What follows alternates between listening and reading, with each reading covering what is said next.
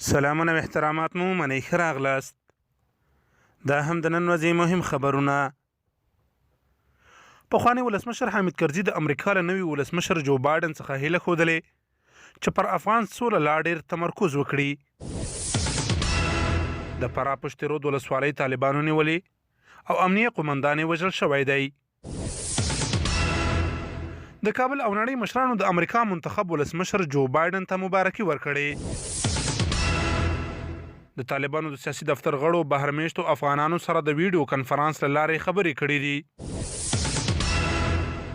روزګان او دایکندي ولایتونو کې لسګونه عسکر طالبانو سره یو ځای شوي. ډاکټر محمد نعیم وایي طالب استازو افغانستان لپاره د فنلینډ له ځانګړي استازي سره کتلي. پکتیا مرکز ګردیز کې د دولتي ځواکونو پر پوسته موټر بم برید درنه مرګ ژوبله اړولې. آذربایجاني ځواکونو نګورنو قرهباغ سیمه کې دوهم ستر ښار نیولی دی.